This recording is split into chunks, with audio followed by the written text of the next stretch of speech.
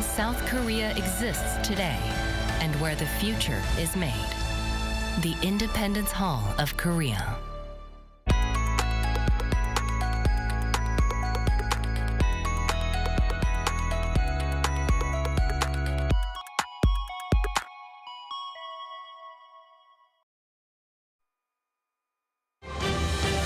Coming up on Arirang News, South Korea and the U.S. staged their first joint air drill of the year over the Korean peninsula. But the North threatens the toughest reaction to drills by the allies and that it'll turn the peninsula into a war zone. The U.S. Federal Reserve raised its benchmark interest rate by 1/4 of a percentage point, the smallest increase since March last year. South Korea's finance chief says the Fed's decision eased market uncertainties. South Korea's consumer inflation picked up again in January, accelerating by the most in 3 months. Utility bills were the major drivers of the price hike, climbing to an all-time high.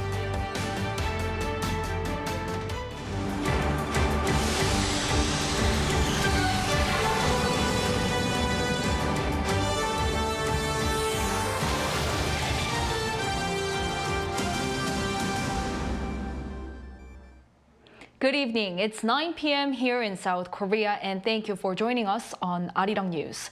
We begin with Seoul and Washington having conducted their first combined air training of this year. It involved advanced U.S. assets deployed to the peninsula amid Pyongyang's growing nuclear threats. North Korea responded with yet another threat, this time verbal. Our foreign affairs correspondent Choi Min-jung starts us off. South Korea and the U.S. have staged their first combined air drill of the year. Seoul's defense ministry confirmed Thursday that the two allies had conducted it the day before, using South Korea's F-35A fighters, U.S. B-1B strategic bombers, along with F-22 and F-35B fighter jets. The joint air drill involving U.S. stealth fighters and bombers is a positive sign as it gives South Koreans faith in boosting extended deterrence. Extended deterrence is the U.S. policy of defending its allies from conventional or nuclear attacks, and the Defense Ministry said the drill demonstrates Washington's will to strengthen it. It added that the training also shows the allies' determination to keep South Koreans safe from any provocations from the regime. The drill comes as Seoul and Washington plan to bolster their joint air exercises with further deployment of advanced military assets from the U.S. Earlier in the week, during his visit to Seoul, U.S. Defense Secretary Lloyd Austin pledged to deploy more American strategic assets to the Korean peninsula. The two sides also agreed to expand the size of the drills to counter intensifying threats from the north. Meanwhile, Pyongyang has warned that it will use the toughest measures in response to Washington's military provocations. A North Korean Foreign Ministry spokesperson on Thursday said the regime will respond with, quote, a nuclear for nuclear, a confrontation for a confrontation mindset. Pyongyang also claimed that drills conducted by Washington and its allies are driving the security situation on the Korean peninsula to an extreme red line. In response to the regime's claims, Seoul's unification ministry called on North Korea to return to the negotiating table to establish a denuclearized and peaceful Korean peninsula instead of taking provocative actions. The U.S. also rejected North Korea's accusations that joint military exercises are a threat. A White House spokesperson on Wednesday local time reiterated that the U.S. has no hostile intent toward North Korea. Choi Min-jung, Arirang News. Foreign Minister Park Jin says UN Secretary General Antonio Guterres believes a nuclear test by North Korea would be a, quote, devastating blow to world peace. Speaking to reporters after related talks at the UN headquarters in New York on Wednesday, Park added the UN chief has extended his full support to Seoul's efforts to ensure peace on the Korean peninsula. Separately, Park also met with the ambassadors of member states of the UN Security Council and called for a strong, unified response to North Korea's blatant violations of UN resolutions. He also asked for support for Seoul's bid for a seat as a non-permanent member of the Council for the 2024 to 2025 term. Over to a rate hike in the U.S. In its continuous efforts to curb inflation, the U.S. Central Bank have announced a 25 basis point hike in their latest rate decision. Shin Se-byuk has the details. The Federal Reserve has once again slowed its target interest rate increase as it raised policy rates by 0.25 percentage point on Wednesday. But it hinted at further hikes to come. Today, the FOMC raised our policy interest rate by 25 basis points. We continue to anticipate that ongoing increases will be appropriate in order to attain a stance of monetary policy that is sufficiently restrictive to return inflation to 2% over time. The baby step hike matches market expectations. Last year alone, the Fed increased policy rates 7 times, making it the fastest increase since the 1980s. Accordingly, the U.S. benchmark interest rate jumped to a range of 4.5 to 4.75%. The Fed's latest decision comes amid 2 encouraging wage growth and inflation trends in the U.S. late last year, after inflation soared to 9.1% in June, a level not seen in over 40 years. After taking 4 consecutive giant steps of 75 basis point rate hikes from June to November last year, the Fed slowed the pace to 50 last month. Still, Fed officials signaled there's still a long way to combat inflation. While recent developments are encouraging, we will need substantially more evidence to be confident that inflation is on a sustained downward path. The latest statement assessed the current inflation situation as eased but still elevated. Powell also warned that the job is not fully done, as he said he doesn't expect rate cuts this year. As for the interest rate gap between South Korea and the United States, with Wednesday's announcement, the interest rate gap between the two countries widened to as much as 1.25 percentage points, the widest since October 2000. South Korea's interest rates had been higher than the U.S. from early 2020 until July last year. Since then, South Korea has steadily hiked key interest rates, but watchers point out that the rate is still far too low. Lower interest rates could result in a loss of investors to overseas markets, as well as a depreciating currency, eventually making inflation worse. Meanwhile, to reach the Fed's terminal rate of 5.1% for 2023, it is widely expected that the Fed will take at least 2 more baby steps this year. Shin Se-byuk, Arirang News. Seoul's finance chief says the Fed's latest rate decision will serve to calm global market jitters. He nonetheless underscored the presence of variables. Our finance correspondent Lee Dae-yeon reports. South Korea sees the U.S. Fed's overnight rate hike decision as easing uncertainty in the global financial market. The sentiment was expressed in a meeting held by Finance Minister Chu Kyung-ho Thursday, hours after the Federal Reserve raised its benchmark rate by 25 basis points. In the meeting, the minister said the domestic market, too, is showing less volatility thanks to efforts made by the government over the past month. The government's efforts to stabilize the market are now showing results. In January, the country saw strong growth in the stock market compared to other major countries. The dollar weakened against the won and government bond rates are significantly dropping. However, he stressed that the government will continue to closely monitor the market as exports remain sluggish and high consumer prices are expected to stay for a while, causing more practical difficulties. Chu said the ministry is looking to find the right mix of monetary and fiscal policy, as well as the right time to implement it. It aims to expand bonds for companies with low credit scores to further stabilize the market and alleviate capital shortages for small businesses. And to ease the financial burden, 10 trillion won or $8.2 billion will be invested to provide low interest rate loans for small business owners. Efforts to ease real estate loan restrictions were also pledged during the meeting. Meanwhile, the Bank of Korea earlier on Thursday also discussed how the Fed's decision will affect the domestic market. The BOK Senior Deputy Governor Lee Seung-hun said that due to a gap in how the Fed and the markets are viewing inflation and corrective measures, global financial volatility still remains. With this in mind, he pledged to monitor exchange rates and capital flow and implement measures to stabilize the market. Lee Dae-yeon, Arirang News. South Korea's inflation accelerated in January, seeing the biggest rise since October. Higher utility bills were the main driver, but prices were up across the board. Our Lee Soo-jin reports. South Korea's consumer prices last month saw their biggest on-year jump since October.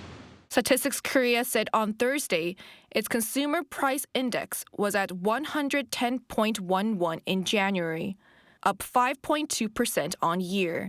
That's up 0.2 percentage points from December's rate of 5%. This is also the 9th consecutive month that the figure has stayed above 5%. The statistics agency attributed the jump to the spike in utility fees. Electricity bills in January rose 9.2% compared to the previous month. Most of the month's rise in consumer prices is due to electricity bills. Last month, utility bills such as electricity, gas, and water climbed more than 28% on year, the highest rate on record, amid the prolonged war in Ukraine. Consumers saw their electricity bills increase several times last year, putting pressure on some of the most vulnerable. I'm going to try to reduce my heating bills, but I think decreasing other areas of my spending is the only choice I have. Consumers are also feeling the brunt of rising costs when they go grocery shopping. Prices of vegetables rose 5.5% on year, and fishery products 7.8%. I can feel it. When I go shopping, I tend to compare prices and I usually choose products that are cheaper. According to one expert, however, there is still hope for consumers this year. While the consumer price index rose slightly for January, I believe that is temporary due to the rise in price of utilities and rise in price of foodstuff, partially because of the Lunar New Year and partially because of the cold weather. The expert also added that while inflation will remain high for the rest of the year, it will soon be in a downward trend. Lee Soo-jin, Arirang News. A senior South Korean diplomat today met with their U.S. counterpart in Seoul and re-emphasized Seoul's position of wanting to resolve its concerns over the U.S. Inflation Reduction Act's discriminatory measures. According to the Foreign Ministry, South Korea's second Vice Foreign Minister Lee Do-hun sat down with the U.S. Deputy National Security Advisor for International Economic Affairs, Mike Pyle, to address a range of bilateral matters, including the U.S. Inflation Reduction Act, which will put Korean electric automakers at a disadvantage regarding tax credits. Pyle said that Washington is doing what it can to resolve these issues. Meanwhile, the two officials also agreed on the need to bolster cooperation to build a resilient supply chain based on a free trade agreement and boost both national and economic security. Smartphone sales are sluggish worldwide, but Samsung is seeking to turn the tide around with its latest Galaxy S23 series, which promise powerful batteries, cameras, and processors. Kim Hyun-sung has a glimpse. Samsung has just unveiled its first flagship phones for 2023, the Galaxy S23 series. It's a trio, the S23, the S23 Plus, and the S23 Ultra, which come packed with better camera features and gaming capabilities. This is last year's flagship phone, the Galaxy S22. In the new Galaxy S23 series, Samsung has also gotten rid of this backside contour cut for its cameras, giving the phone a more stylish look. The front camera has been upgraded from 10 megapixels to 12 megapixels. Battery capacity also gets a boost. And the S23 series comes equipped with a powerful processor, the Snapdragon 8 Gen 2, which provides more horsepower for graphic gaming, and cognitive ISP, which optimizes camera shots through AI technology. It's a big enhancement on the processor speed and the GPU. So the processor speed gets a 30% jump, and the GPU also gets a 40% bump. Perhaps one of the most impressive features are the S23 Ultra's 200 megapixel cameras. They have almost double the megapixels of last year's model and produces a crisp image even when zoomed in. They also promise a more detailed and clear nighttime photography.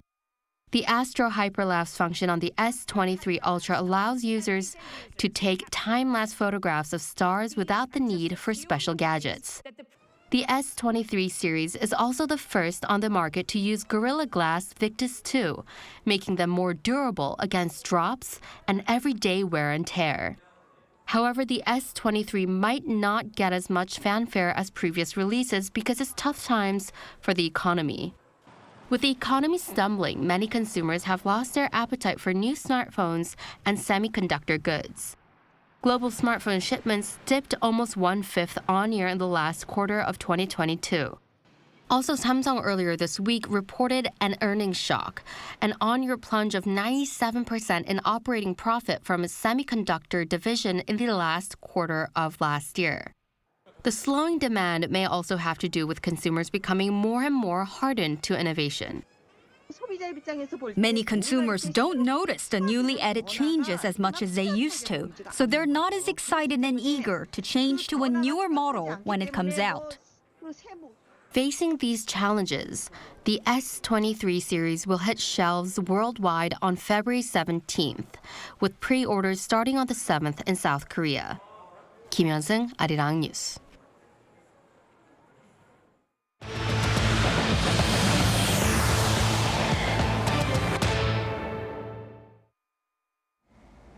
This afternoon, the Speaker of South Korea's National Assembly, Kim Jin-pyo, kicked off the extraordinary session for February and called on lawmakers to get electoral reform done by the end of March.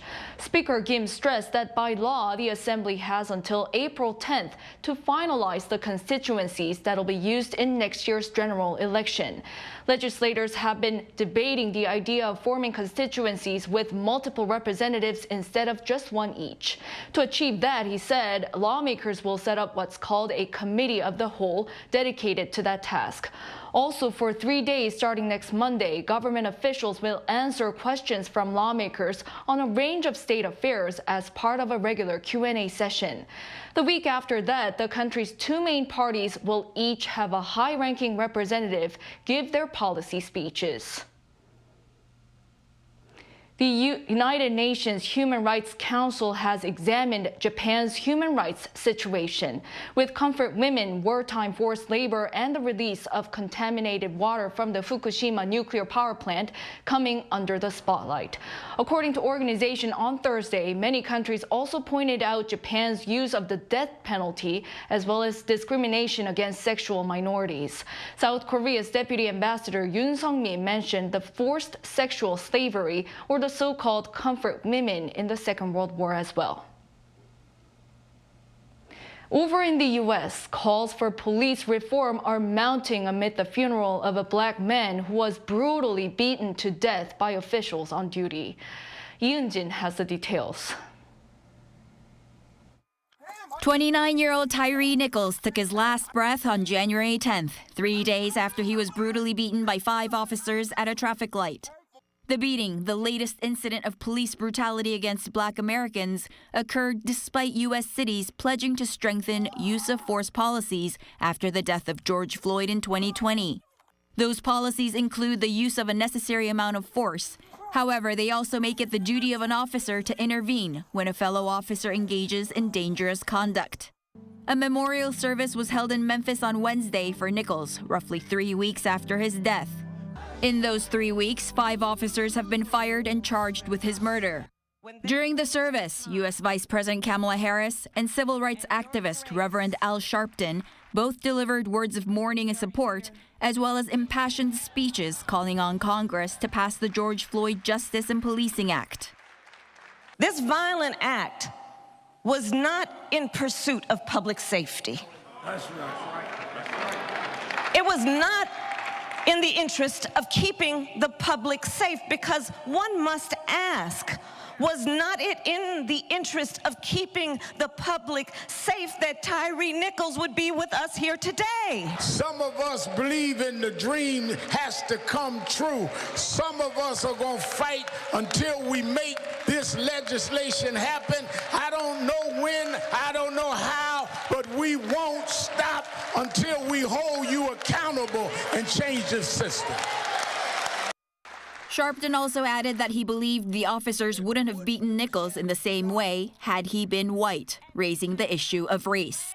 The George Floyd Justice and Policing Act passed the Democratic-controlled House in March of 2021, but broke down soon after in the Senate. Calls are growing louder for the revival of the act, which broadly covers a variety of police reforms, including increasing the use of body cameras, creating a national registry for officers disciplined for misconduct, as well as a ban on no-knock warrants. Meanwhile, more U.S. cities are being encouraged to strengthen their use of force policies and ensure their police forces refocus on their mission to ensure public safety. 이은진, Arirang News. Latest Russian missile attacks have destroyed apartment blocks in the Donetsk region of eastern Ukraine. At least 3 people were killed and 20 people were injured. Shin-Young has the latest. Yet another missile strike on apartment buildings in Ukraine on Wednesday. The head of the Donetsk region military administration said a Russian missile hit a residential complex in the eastern Ukrainian city of Kramatorsk at around 9:45 p.m. According to the local police, it damaged at least 8 buildings and destroyed one of them. The bodies of at least 3 people were found in the rubble and 20 people were injured. A rescue operation is underway involving more than 100 police officers. The police said Russia used an Iskander-K tactical missile, a land-based cruise missile system. Wednesday's missile strike came less than a month after Russia attacked an apartment block in the Ukrainian city of Dnipro, killing more than 40 people. Ukraine's President Volodymyr Zelensky denounced the latest missile attack, saying this is the daily reality in Ukraine and describing Russia as absolute evil. He also stressed the need for further military support from Western allies. On Twitter, he said the only way to stop what he called Russian terrorism is to defeat it with tanks, fighter jets, and long-range missiles. Meanwhile, according to the BBC, Ukraine's defense minister told French media that Russia is preparing a major new offensive. He said it could begin as soon as February 24th, which would mark the war's one-year anniversary. Shin-Young, Arirang News. The global music streaming platform Spotify has revealed that last year, listeners from India visited its K-pop corner the most frequently. In commemoration of its debut in the country 2 years ago, Spotify announced on Thursday that its K-pop Hub corner, introducing listeners around the world to K-pop, had the most listeners from India, followed by Indonesia and the United States. Its most popular playlist, titled K-pop On, reached 4.5 million followers and recorded over 700 million streams last year. This is said to be a 65% increase compared to before Spotify was available in Korea. The city of Chuncheon in South Korea's Gangwon-do province has been selected as a venue for the 2024 World Taekwondo Junior Championships. The World Taekwondo Council made the announcement on Wednesday following a meeting in Bangkok. Chuncheon was chosen ahead of Hong Kong as well as Sarajevo in Bosnia and Herzegovina. It is the second time that the championships will be held in South Korea. The last time was 20 years ago, back in 2004, when the city of Suncheon, Jeollanam-do province was the host.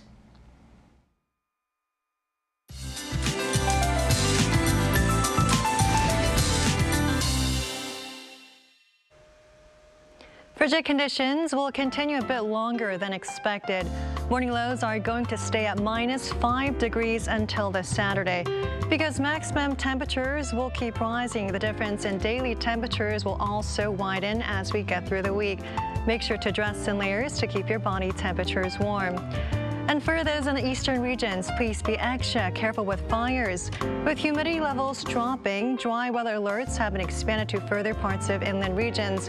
Advisories are currently in place for the East Coast as well as Gyeongsang-do provinces. Chances are high that dry conditions will continue for the time being, as no rain or snow is in the forecast. Partly cloudy to overcast skies are expected for the morning hours. Tomorrow, Seoul and Daejeon will be starting off at -5 degrees. Daytime conditions will get a touch warmer. Seoul will get up to 3 degrees, Daejeon and Gwangju 5. Busan will be warm at 10 degrees Celsius. Highs will keep rising from this point on, and for the remainder of the week, clear skies are in the forecast for Seoul. That's all for now, and here are the weather conditions around the world.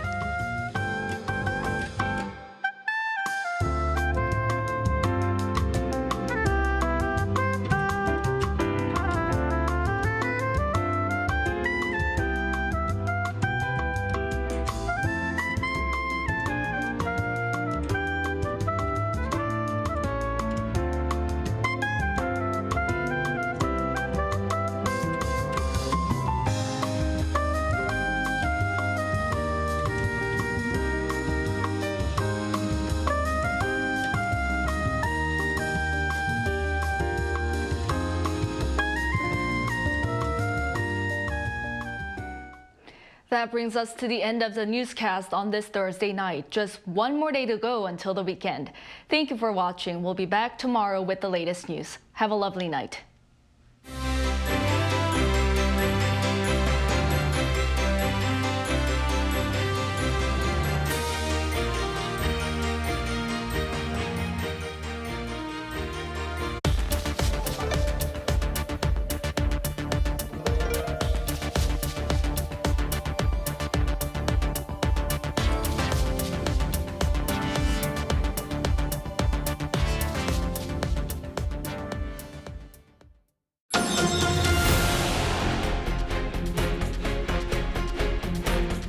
We delve into key political, economic, diplomatic and cultural issues. I'm Min Sun.